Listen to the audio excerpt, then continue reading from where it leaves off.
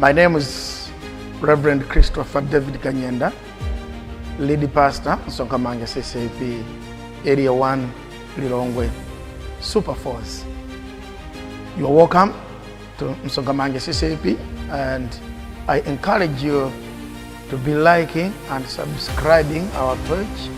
We are on Facebook and YouTube, Twitter, and other avenues. Once again, you are welcome. Thank you. Lelo kondedwa titaona kunena kuti kodi zotsatira zakusapeleka kwa Mulungu maka pa gawo limeneli la sakumundali mawa tikhala kunika component ka seed timapereka kodi seed inchiyani kolire imene seed yo Mulungu amaifuna ndi yotani. Koma lelo timafuna kwambiri titaona zotsatira zimene zimapezeka pamene munthu banja mpingo wakhazikika pakusachita chifuniro cha Mulungu.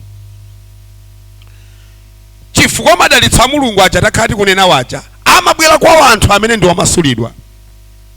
Mugwire chimenecho, anthu amene anamasulidwa ndi amene amalandira chisomo cha madalitso a Mulungu.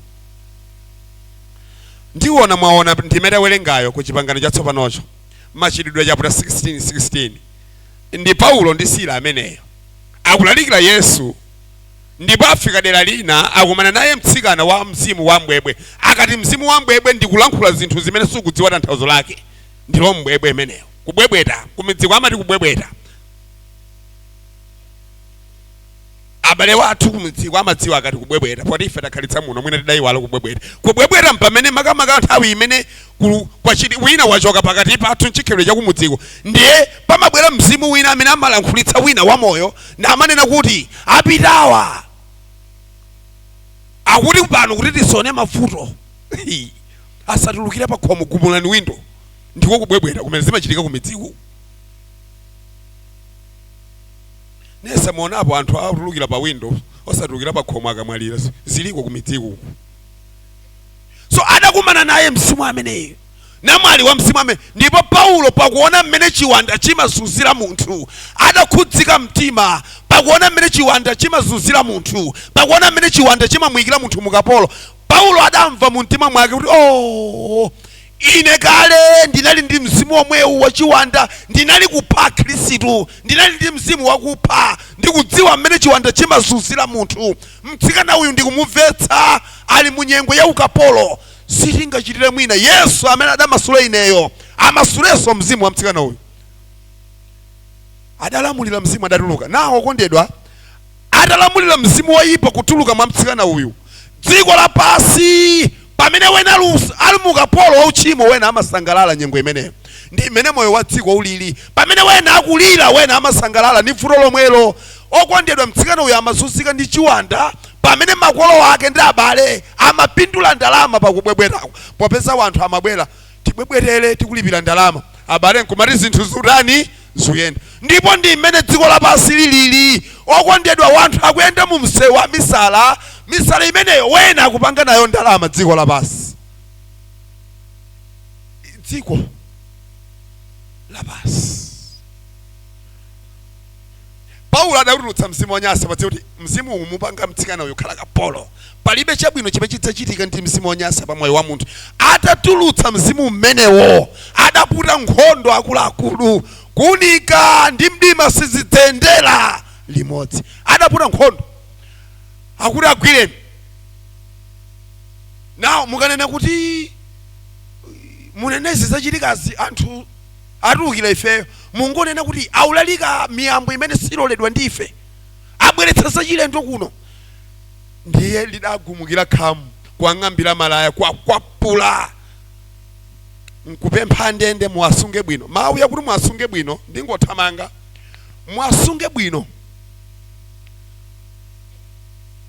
inuyo mwatengedwa mwapita ku polisi, ndiye kumene kujazuzana kuti muwasunge bwino kuti awawa utakhala kuti sulu kumva kulankhula kwa Ambuye ukhoza maganizo kuti nipeza mtendero momwe ndi kuti onisiyanitsa nimene wena amavutikira muselo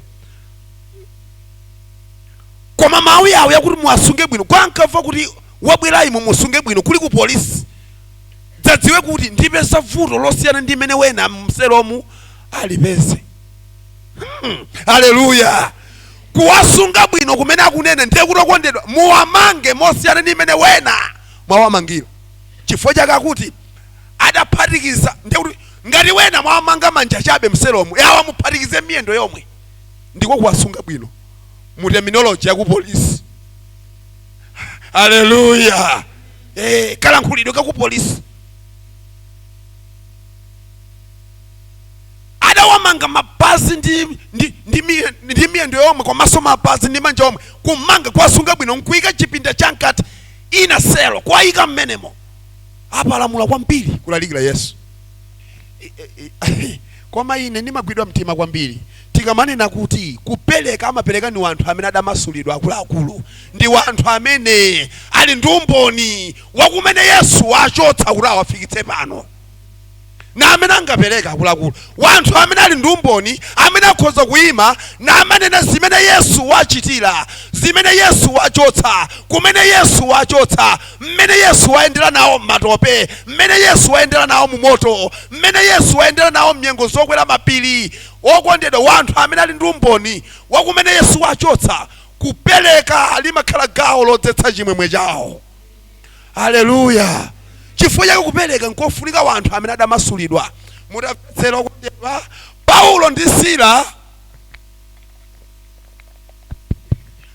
Paulo ndi Sila alowa muselo koma malo moti inu ndine titalowa muselo ya polisi.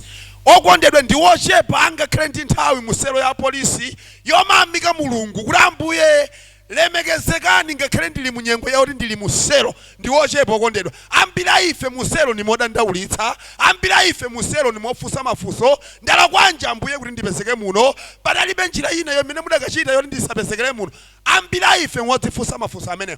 Koma Paulo ndi Sila ali muselo koma akuimba nyimbo zolemekeza Mulungu. Okondedwa ndi Yesu umalowa muvuto koma vuto losuliona ndi Yesu umalowa muvuto koma vuto losukuva nalo wawa ndi Yesu umalowa muvuto koma kuyamika nalo Mulungu vutolo ndiye Yesuyi. Paulo ndi Sila alowa muselo akuyamika Mulungu ndipo tili nayo kale nyimbo imene timayimba imene idaimbidwa nthawi ngati Paulo ndi Sila anapemphera. Paulo ndi Sila anapemphera. Zitseko za ndende zinatsekuka. Zitseko za ndende zinatsekuka. Haleluya. Ndi nyimbo imene idaimbidwa nthawi imene Paulo ndi Sila anali muselo imene iyi awamanga koma alibe nthawi yodandaula akuyamika Mulungu. Akuyamika Mulungu. Ine nimadzifunsa mafunso chifukwa chiyani Paulo ndi Sila akuyamika Mulungu malo mwa madandaula nthawi ngati iyi. Chimene ndinapeza kuchoyamba ndimapeza kuti Paulo ndi Sila akuyamikabe Mulungu chifukwa chakuti akudziwa Yesu ife talowa muno chifukwa cha dzina la Yesu timalalikira Yesu. Yesu amene watilowetsa munoyo yemweyo atitulutsa muno. Haleluya. Yesu amene watilowetsa munoyo dzina la Yesu talowera munolo lomwelo litilutsa muno.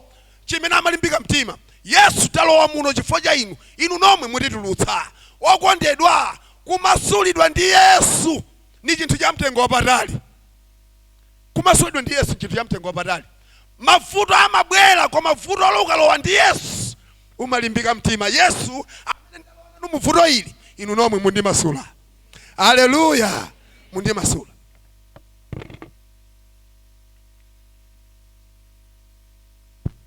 Inu nomwe mundimasula.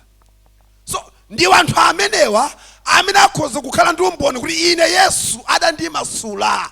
Ndi amene okondedwa kupereka kwa Mulungu kwa iwowa sinkhani ayi amapereka alibe mlandu wonse okondedwa tili ndi wanthu amene sadamasulidwe, wanthu amene ali bumboni wa zimene Yesu wachitira, wanthu amene sangafotokoze kumene Yesu wachotsa. Wanthu yawa sangapeleke osadandaula, akapereka ndi milandu yokha chifukwa chakuti Yesu sadamasule milandu. Ndikupatseni chitsanzo ichi. Mwaona anzanu amene adamasulidwa ndi Yesu kulubwera Pentekositi kutsogoloko, chitsitsimutso cha Pentekositi. Ndipeleke chitsanzo chimenecho. Mwaona anzanu amene adamasulidwa ndi Yesu, iwowo akamapereka ndi umboni wa zimene Yesu pa moyo wawo pa banja pawo wachitira. Inu mwangokopeka mtima kuti anthu alupereka, inenso mpereka nawo. Yesuyo palibe. Anthu alupereka nkhuku, nanenso mpereka nawo nkhuku, ithandize pa msonkhano. Pachitika zosiyana. Azanu aja akapereka, apereka kwa Ambuye zatha. Nthawi ilipo yoyamika Mulungu, ziko mwa Ambuye ndakupatsani. Inu amene mwangopeka mtima musadamasulidwe, muperekadi nkhukuyo, koma wokondedwa ndi milandu ndithudi nthawi ya msonkhanoyo. Otamanena kuti tatengani ndiwo ndi simo mukatule kwa atsogoleri uko. Inuyo ndiwo makauti si yore nkhuku yanga ijo lukalowa nayo ukadyewa we. Iyo lukadye ukotereyo. Wakondedwa chifukwa chakuti simudamasulidwe, umailondola zimene wapereka, suona Ambuye, umona wanthu. Haleluya. Iyo lero yukalowa nkhuku ijo lukadye umo. Basi. Suona Ambuye. Please akuluakulu. Kupereka kubwere pambuyo pakuti moyo wanga udamasulidwa. So Paulo ndi Sila amadziwa ife talowa muno chifukwa cha dzina la Yesu. Dzina ili lili masula. Luka muno. Number 2, amadziwa Yesu, Paulo ndi Sila, kuti Yesu wathu ndi wodula maunyolo. Maunyolo ati mangawa adulidwe ndi Yesu. Okondedwa Yesu wathu amathana ndi mavuto. Vuto lililonse limene mukhoza kumana nalo lero, mukalowa nalo ndi Yesu lili ndi nthawi yothera limenelo. Every problem has its own expired date pamaso pa Mulungu. Simuyenda mnyengo imene mpana kalekale ngati muyenda ndi Yesu ya. Haleluya. Yes. Ndibwere mwachangu verse number 30 pamene mdindo yakufusa. Ine verse 30 ndigwira mtima nena kuti Paulo ndi Sila amalimbika mtima kupemphera ali muselo modandaula amamika Mulungu chifukwa chakuti amadziwa mavuto atakumana nawowa ndi njira ina imene Mulungu wagwiritsa ntchito kuti uthenga wabwino ubwere kuno kundende. Mdindoyi wodikira ndendeyi adali nthawi yopita kuchalichi. Uyu samapita kuchalichi. Now kuti adziwe chikondi cha Mulungu, zidadalira wina alowe mnyengo imene iwapezeketse kuseloko ku polisiko kundendeko. Yehova pochita zazikulu kumeneko, uyu samapita kuchalichi adziwe. Mavuto ena amene timakumana nawo chikristu imakhala njira yoti Mulungu afuna zivumbulutse yekha kwa anthu ena amene Yesu samudziwa. Amen. Kupereka azipereka ni wanthu amene adamasulidwa. Kumasulidwa okondedwa ni kumene kumabweretsa. Kodi mudziwa lokucheza kwenikweneko pakhomo? Banja lopanda Yesu mukeza okhoza kukhala nthawi yocheza. Losa masulidwa. Banja lopanda Yesu silikhala ndi nthawi yokhoza kucheza. Chitsanzo. Azanu adalandira Yesu aneba. Omakhala ndi nthawi yocheza pakhonde. Inaphili bwerani ticheze pano pakhonde. Wananko masangalala atati wathu na amami amakhala ndi nthawi yocheza. Ifo wana amadziwa rumene banja lathu luyendera.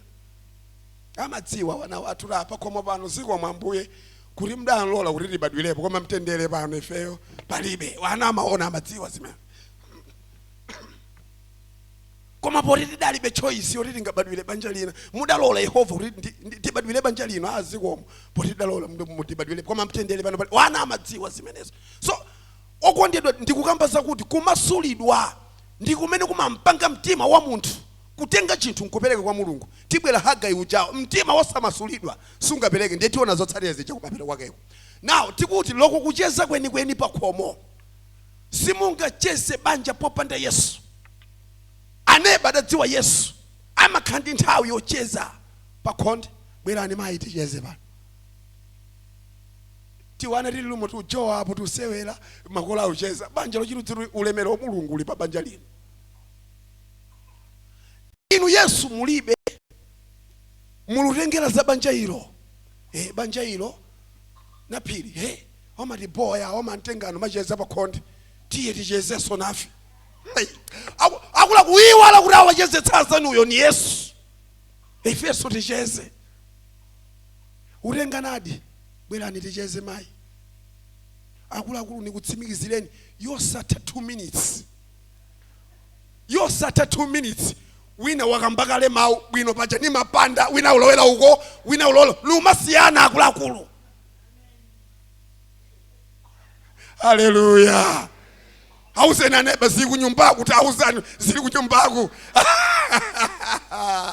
haleluya ama masula wanthu ni Yesu banja simungacheze popanda Yesu kulibe simungapeleke popanda Yesu kulibe muyambe mamasulidwa ka chifukwa chake verse number 30 ndichite chiyani kuti ndimasulidwe ndichite chiyani kuti ndipulumutsidwe akuti ukhulupirira Ambuye upulumuka iwe ndi abanja wako haleluya kupeleka ndipo kapokha moyo wanu wapulumutsidwa basi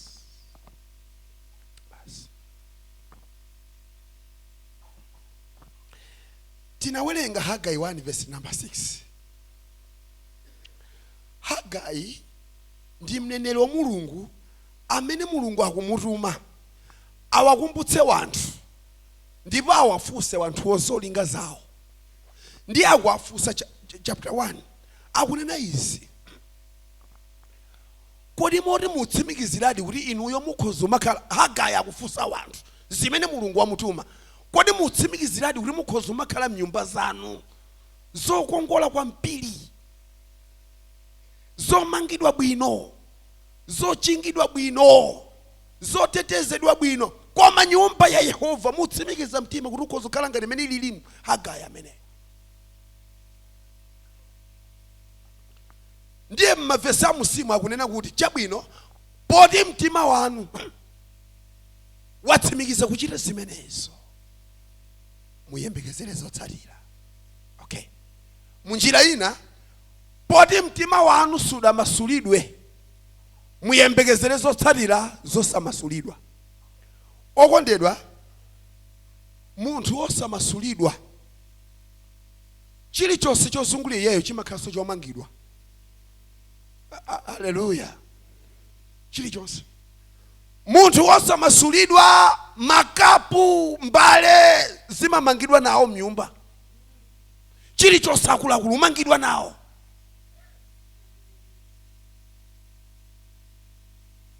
ndidaperekera chitsanzo kuti ngati ndiwe osamasulidwa makapu ndi mbale zimamangidwa nawo mbale izi nzalendo izi ife kati ni plastic zizidyera zizituluka zachitsuloze za galasisi akabwera alendo moti m'manyumba muli ndi mbale tidasungira alendo umangidwa kwa mnu wake mbale zomwe mmakapu omwe haleluya m'manyumbamo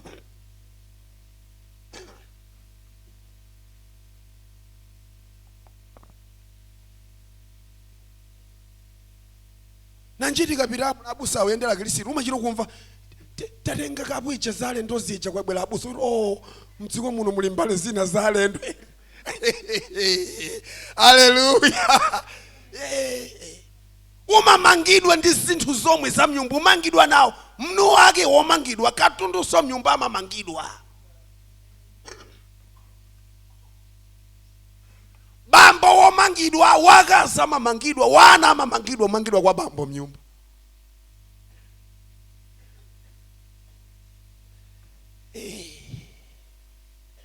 amamangidwa bwanja abusa wanthu bambo akulandira ndalama yake salary whatever amount it can be ndiye ndi omangidwa simungayembekezere kuti banjalo liona phindu loti abambo amagwira ntchito pana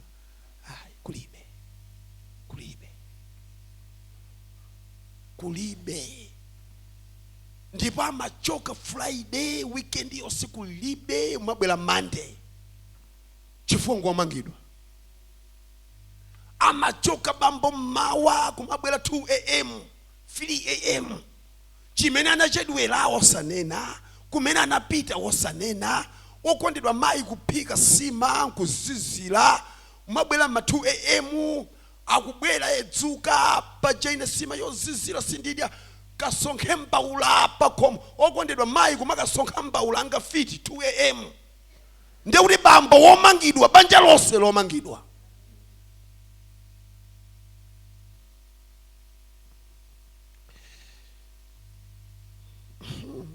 Upanda Yesu koma ni masautso akulu. Ndipo pali nyimbo ina imene azathu ena ayimba azimayiwa yundigwira mtima kwambiri. Upanda Yesu ndi sautso lalikulu zedi, ndipo ndukapolo pali nyimbo ina imene ayimba azathu akuti bambo wopanda Yesu koma ni mavuto, bambo wopanda Yesu koma ni mavuto, bambo wopanda Yesu koma ni mavuto, uto bambo wopanda Yesu koma ni mavuto, bambo wopanda Yesu koma ni mavuto, bambo wopanda Yesu koma ni mavuto, bambo wopanda Yesu koma ni mavuto, vuto bambo wopanda Yesu koma ni mavuto. Haleluya.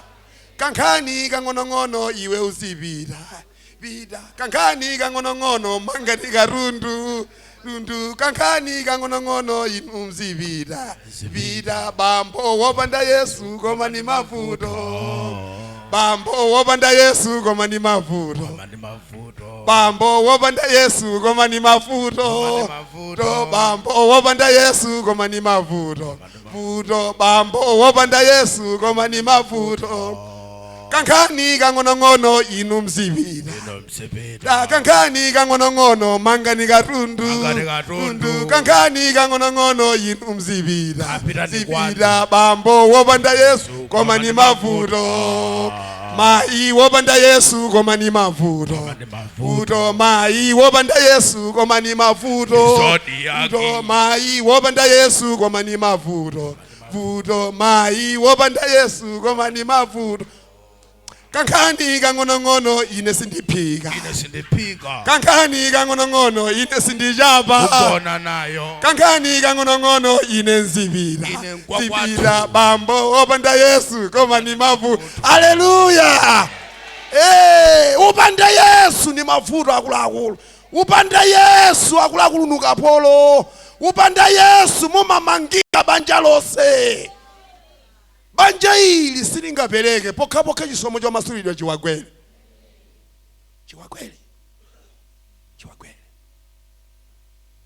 So inu mkapandukha ndi Yesu chichonse nchomangika. Chifukwa chake ukamasulidwa chilichonseso cha iwe chamasulidwa. Ukamasulidwa wakazi ndi wana amasulidwa pakhomopo. Ukamasulidwa katundu ndi ndalama zamasulidwa. Chifukwa ukamasulidwa ndalama yako singapite kwa sing'anga, loko banja litavuta litarani. Singapite kwa sing'anga ndalama ya munthu wamasulidwa kulibe.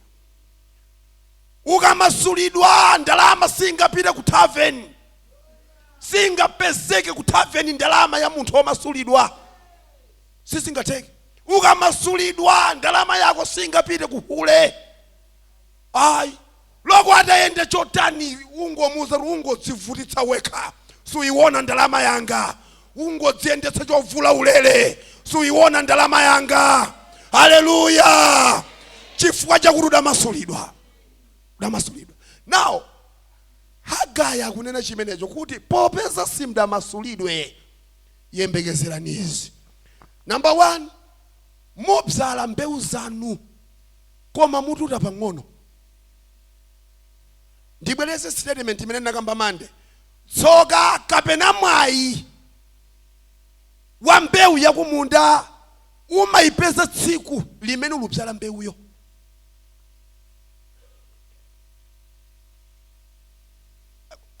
Ndibwereze. Tsoka kapena mwayi wa mbewu yako kumunda umalipeza tsoka alo kapena mwayiwo tsiku limene ulubzala mbewuyo. Kumwamba kuradziwa yawa mbewu akubzala palibe lingaliro lokapereka kwa ine. ukubyala tsoka ndipo ulendo ukakhala ndi njala wauyamba tsiku limenelo. Mwanjira zimenezi umabyala zambiri mbewu koma ukakolola zosafanana ndi imene udabyalira. Ndipo wanthu zimenezi aziona moyo uno, ndipo chifukwa chakuti aziona zimenezo tidapanga chichewa m'malo moona mulungu kuti akuti chiyani pa izi. Tidapanga chichewa kuti ine mbewu zanga ndinabyala koma wanthu andita. Bwerezani chichewacho kwa neba, wanthu andita. Haleluya. Ugawa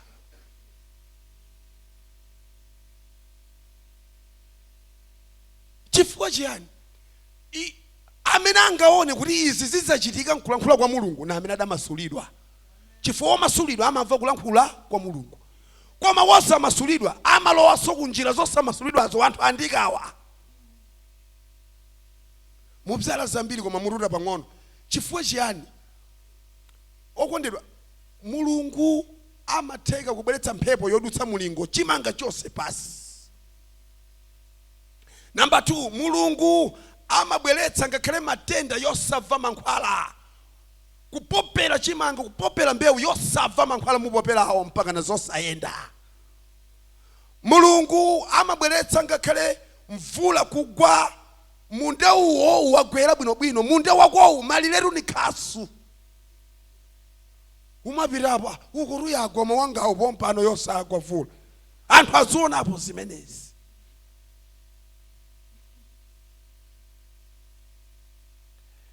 Mulungu amateka kuti iwe upanga apply njira zako zonse za zelu zako siziyenda kutira fertilizer okondedwa mbewu yosava fertilizer.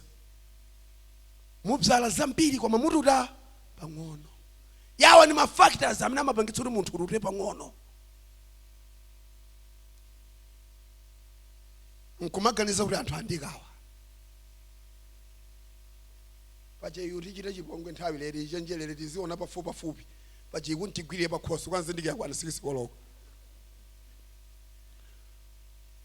Verse yo Hagai 1 verse number 6, phrase yoyamba kapanda mneni woyamba mubyala zambiri mututa pang'ono.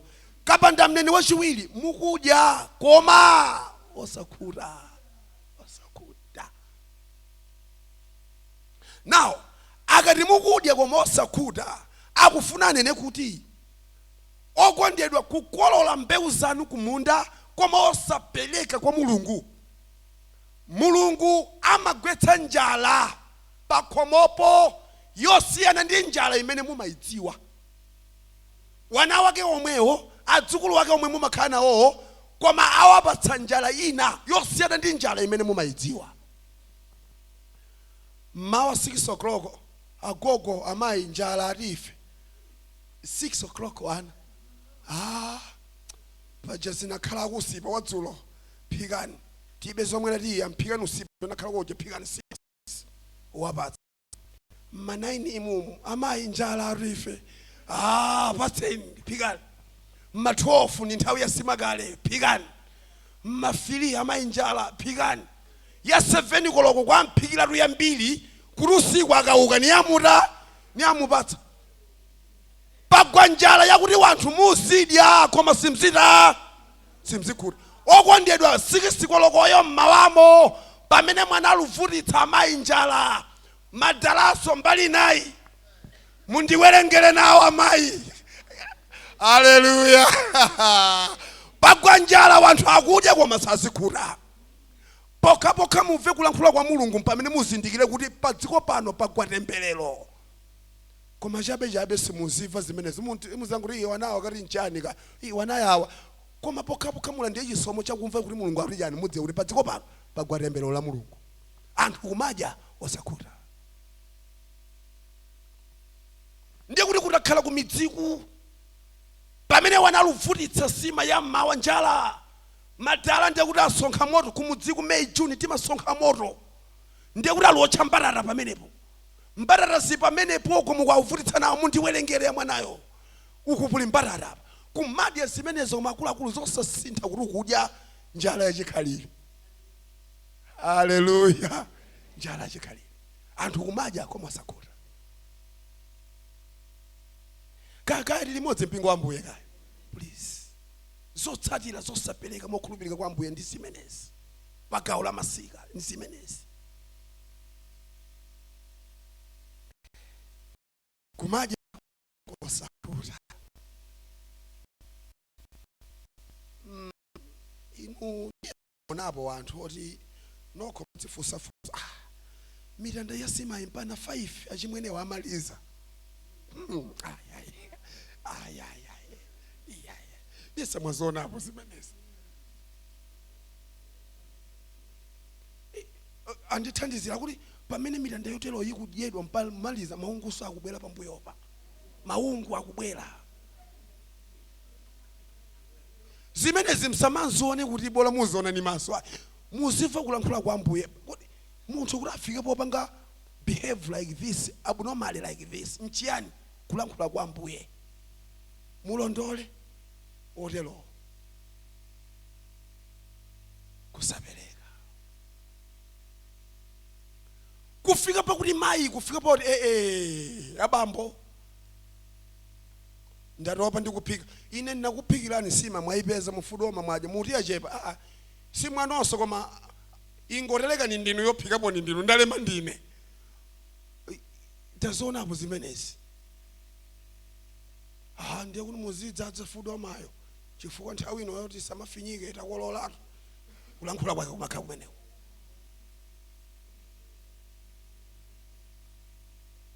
kumadya wanthu wasakula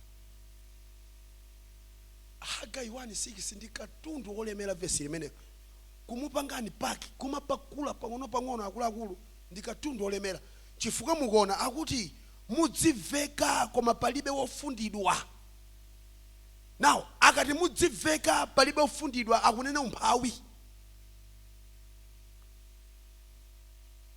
kugula chovala chosalimba mthupi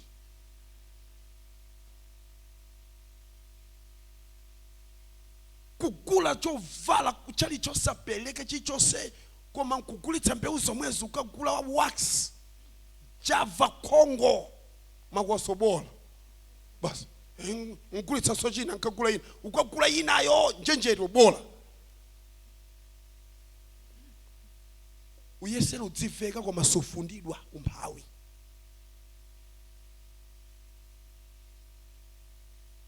okay now pavesi limeneli kuti mudziveka koma palibe wofundidwa akunena umphawi wobwera mmagawo osiyana ngati awa kuonongedwa kakatundu amene mukugulayo amene alibe dalitso la mulungu kutuma zinthu ziononge njenjete makosweni zina zotero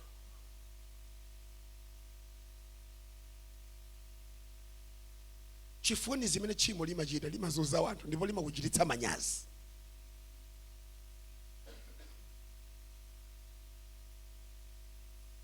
Number 2, mudziveka palibe wofundidwa akunena umphawi wobwera chifukwa cha gawo 2 kudzimana zinthu zanu zomwe kumadzimana zinthu zanu zomwe inu nese mwaonapo makomo yomasowa nyama ya nkhuku koma nkhuku zilipo si mwaonapo makomo ore kudzimana zinthu zanu zomwe mulungu kuumitsa mtima kwangu umitsa mtima simupereka kwa ine ndi umitsa mtima wanuwo mulina zodi koma simuzidya ndinu zimenezi azidya ndi alendo obwera dzatambala dzikudzukulu mawerera alendo haleluya adaumitsa mtima simukupereka pakugomphawi pano wodzimana zinthu zimene muli nazo zomwe kufika pakuti wana umachita upangana pakhomo achoka atati na maye tabwerani kakakulu ira napoto zake muziona zokhalira pakhomo panomo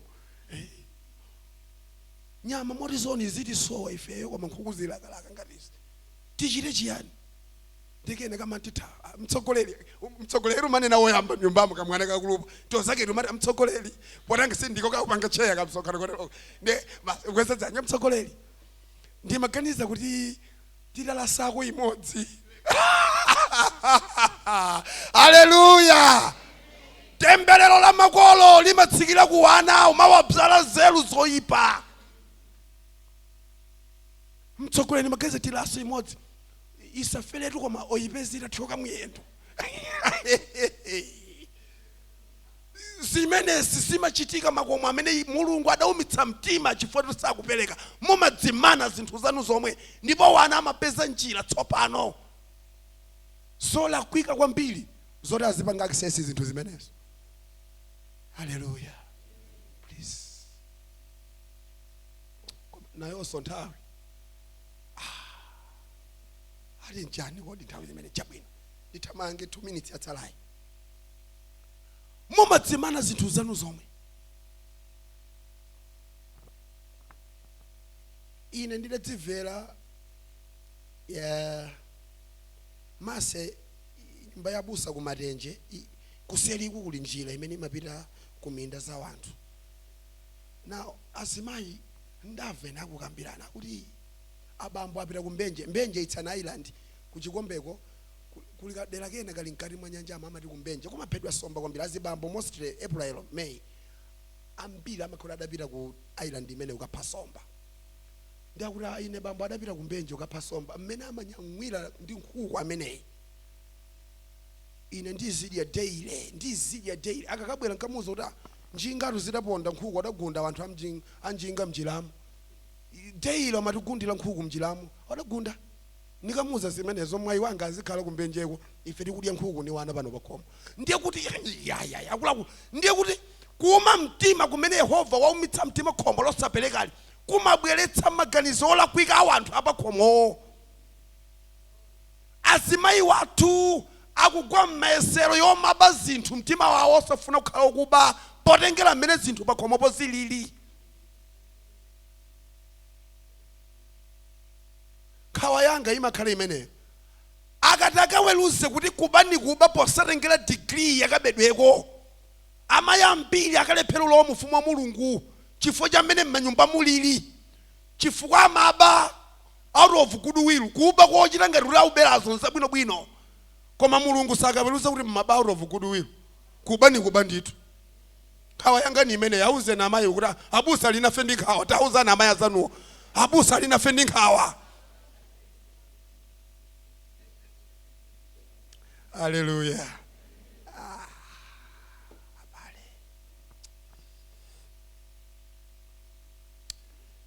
Nayonso nthawi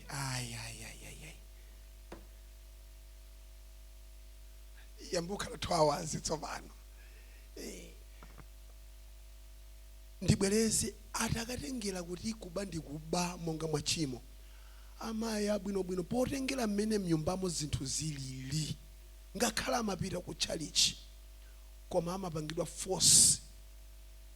Ndiye kachicha wakakasika khaka kuba amati kubisa kuoneka kopepukirako koma kuli kuba ndithu kubisa. Ndingobisa kwa 2000 ana ndipatsa cha 60,000 andiwa 2000 ndibisa mwina ndikachiteko china cha kupereka ku chalichi potengera nyengo mmene zilili mu nyumbamo. Ndiyo nkhawa yake. So okondedwa munthu amene sakupereka kudzimana zinthu zanu zomwe. Zoweta zanu zomwe asadya nyama. Ndipo loko alendowo abwere kuipha nkhuku ija nimalize pamenepo. Kuipha nkhuku ija umachita kukamba kuti zipalapasiro zindizo adye wana madzulo olendowo adye yonse yabwino. Ndiri khomo ilili basi mjelekeza adalitenga limene lili nkulipa tsuka polo zinthu zilipo pakhomo pamwepo.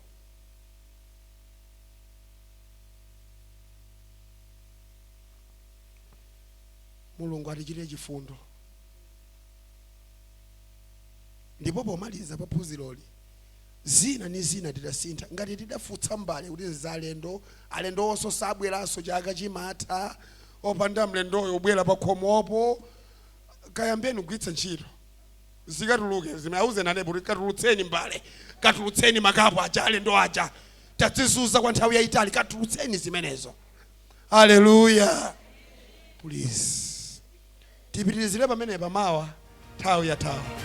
Thank you so much for liking, subscribing, and thank you so much for being part of MSONKHAMANJA CCAP. Thank you so much for watching. Keep watching, keep liking, keep subscribing our page. You are blessed. Thank you.